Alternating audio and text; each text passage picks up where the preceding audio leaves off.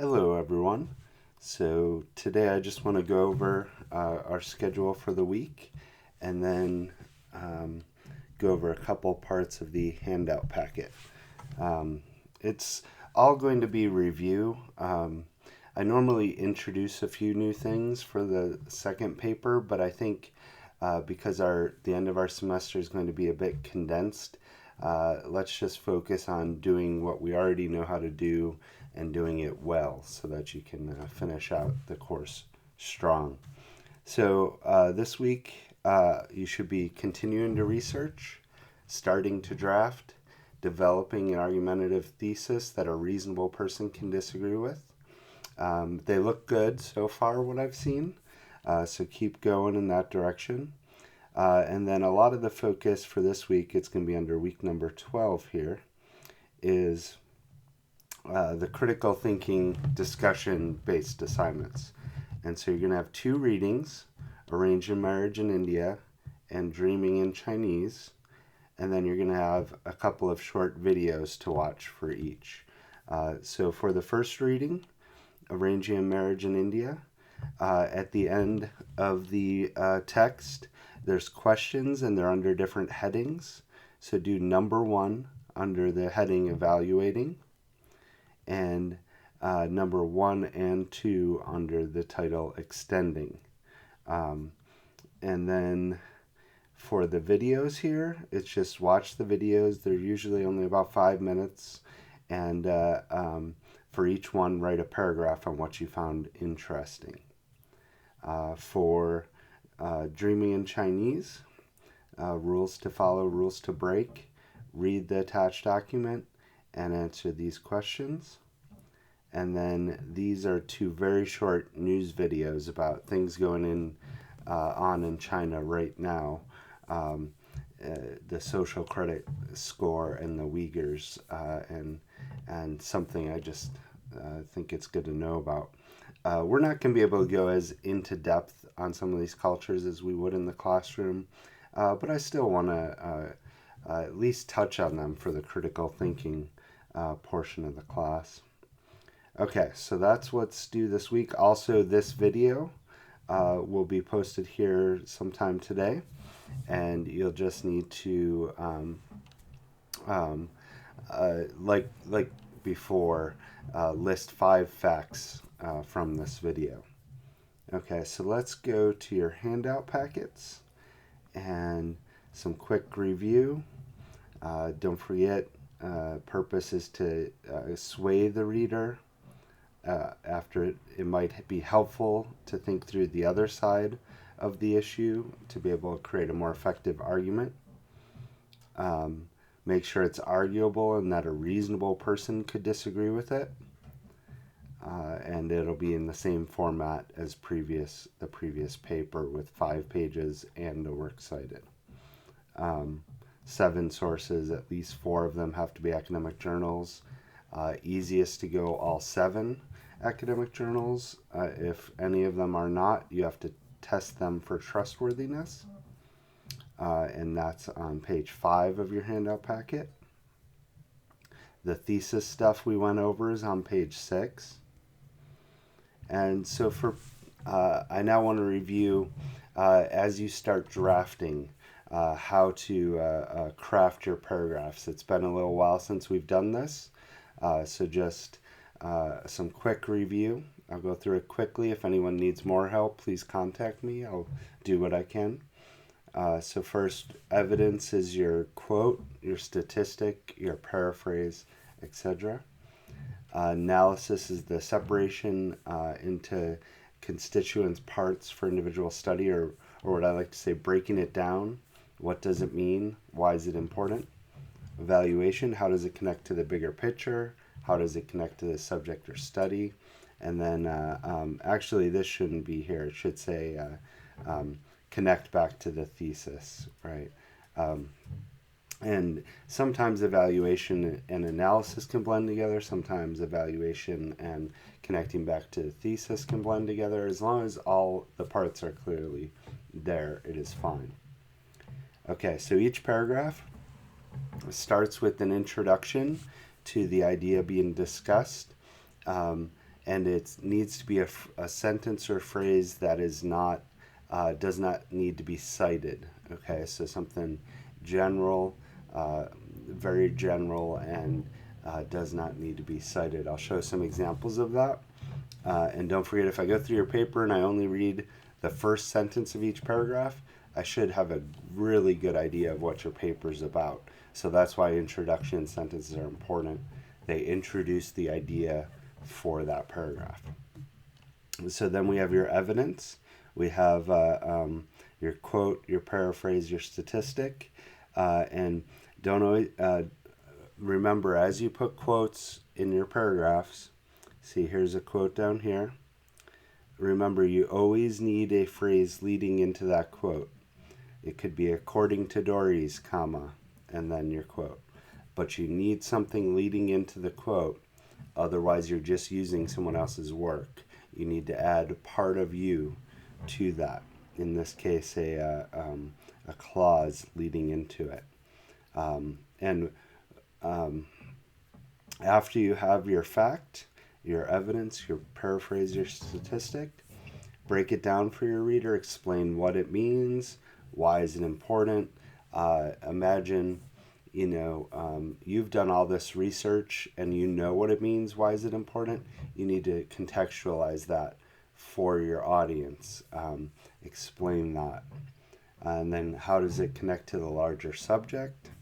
And then connect back to your thesis. Okay? That's called maintaining your argument. Okay. The general in-text citation rules, just quick review. So it's last name and page number whenever possible, right? If there's no author, which is pretty unusual with an academic journal, but if there is no author, you just use page number, right? If you use the same source multiple times in the paragraph without referring to another text, then you can just use the page number. And remember that the period comes after the citation. Okay. Now, don't forget, every line that comes from another source, every sentence that comes from another source needs to be cited, right? So every single one, if in doubt, oversight rather than undercite. Oversighting might just be a few lost points. Underciting could mean plagiarism, okay? If you're seeing citation, citation, citation, citation in your paragraph, that means you're not doing enough of the other steps, the analysis, the evaluation, introduction, and maintaining your argument. If there's multiple authors, use this format, or it looks like this: Smith, Jones, and Dory's. And you don't have to remember this. Just keep your handout packet with you. If any of you don't have access to it, let me know. I can send you a copy. And then if there's not an author, use the title. I'm sorry, I said that wrong when I was up here. If there's not an author, it's this. The title in quotation marks and the page number. If there's more than 3 authors, you do author et al. And then the page number. See how that looks? And in each case, notice there's a clause leading in to this statement. Right? There's a clause from you that leads into the quote. Also, when you're doing your work cited, you have to actually list all the authors. For the in-text citation, you can use this phrase at all. Okay? I might remind you of some of this as we go, or I'll probably do it in your individual comments on what you turn in. We'll go over works cited as it comes up in the next week or two. So let's go to analysis and evaluation student samples. Now, we went over some of these for the first paper, so I'll just do a quick review. I think we went over the first 3 for the when we were discussing the first paper. So let's start at 4. Okay, so an introduction sentence. the general statement on a larger idea that does not need to be cited. Okay? So in this case, the second problem with the way an animator is treated in the Japanese industry is with the number of hours they work. Okay? So it's a general idea. You know what the paragraph's going to be about from that sentence, right? And it doesn't need to be cited. Now, if it said, the second problem with the way an animator is treated is the number of hours they work, which is 46.5, right?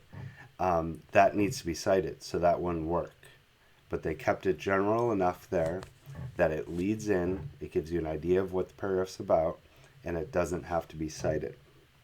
And so then you have your evidence, right? So in quotations in this case, and you have them leading into their evidence here, right? We have, because animators are paid by a number of drawings done in a day, they are incentivized to work longer hours. On average, in between, animators work for 10 hours and 30 minutes a day. This is longer than the average working day over the whole of Japanese employment. Okay, now they've done all this research, they know a lot about their topic, and so now they need to break it down for the reader. What does it mean? Why is it important?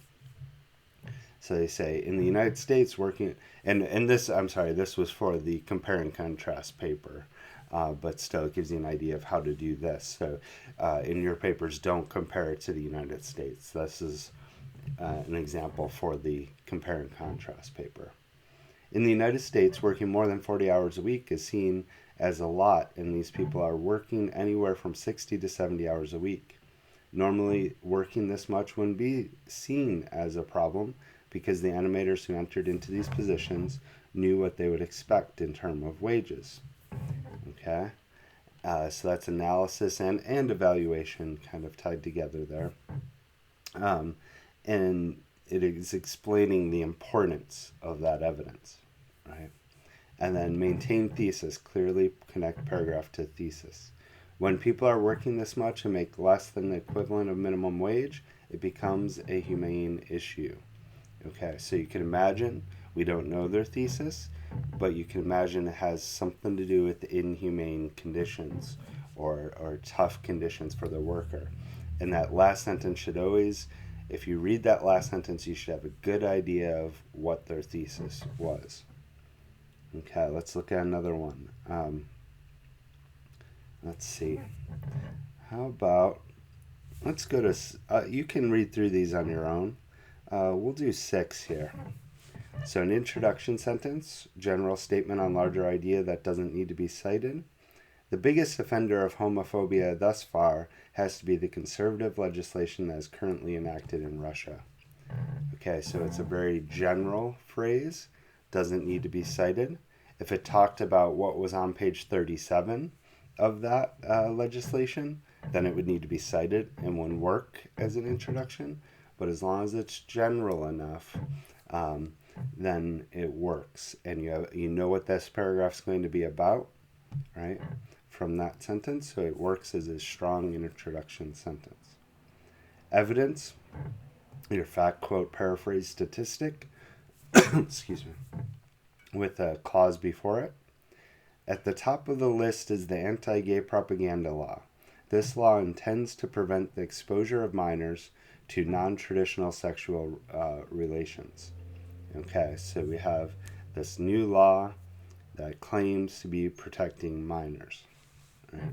Now, they've done a lot of research so they can explain why this is important and what it means.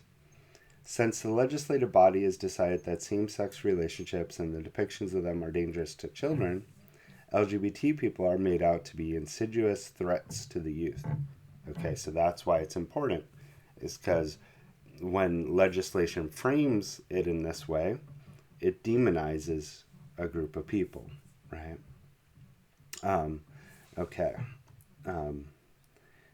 And they continue to break it down, and then the final sentence, without acknowledging that LGBT people are deserving of fundamental human rights, the cycle of discrimination and persecution will continue, endangering more people. I think by reading that, you have a clear idea that of what their thesis would be, right? It has something to do with preserving the humanity of LGBT people and going against discrimination and make an argument that it causes violence, right? Without even reading the rest of their paper, you should know that. By the way, so I skipped from here down to here. They decided that for this paragraph they want to insert more evidence. Okay, that's sometimes okay, but you don't want that to be in every paragraph.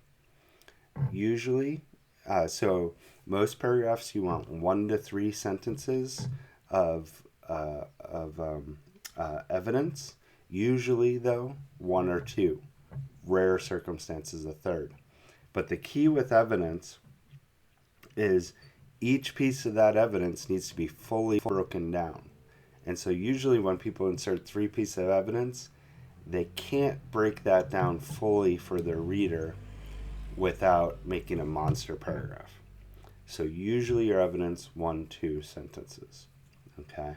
If once in your paper you have a third, that's fine. Each one of the steps could be 1, 2, or 3 sentences, though it should most of the time be 1 or 2. Okay, so your introduction could be 1, 2, or 3 sentences, most often 1 or 2. Your evidence could be 1, 2, or 3 sentences, most often 1 or 2. Same thing with analysis, evaluation, and maintaining your thesis. Okay, because you could see if you made all those things 3 sentences, that would be a monster paragraph. And what you want on average is a half a double-spaced page for one of your paragraphs. Okay, I'll do one more here. This, I believe, is a compare and contrast as well, but it's more the structure of the paragraph that I'm talking about here. So your introduction sentence, general statement on a larger idea. Japan and the United States have similar statistics on the type of women who are more likely to pursue positions in government, right? So you have the general idea. It's a fact that doesn't need to be cited. Now, if you specifically said a statistic, then it would need to be cited and wouldn't work as an introduction sentence. They then insert evidence here. And in this case, they have 2 pieces of evidence, right? And then they break it down and they connect to their thesis. I'll let you read through that on your own. Okay, so at this point, you should be continuing to research, reaching out to Mr. Ross, especially if you're struggling finding sources. And you can find his email address on the University of Pitt at Titusville website. You could reach out to me as well, but Mr. Ross is working 9 to 5, and he would love something to help with. And then I love helping, but I have my hands quite full homeschooling my kids and trying to make videos for both courses, and so he'll probably respond to you quicker. We both can, though. Don't forget, as you're taking notes, keep the citation and get the page number. Make sure it's not the PDF page number, but the actual page number. Okay. And what I'll do is once a week I'll post a video like this that just goes over some hints. If anybody has something you want me to explain or talk about, please just send me a message. It can be in your assignment, on the message part of your assignment, or you can send me an email and I can explain it in the video for that week. Okay, I think that's all. Thanks, guys. I will talk to you again soon.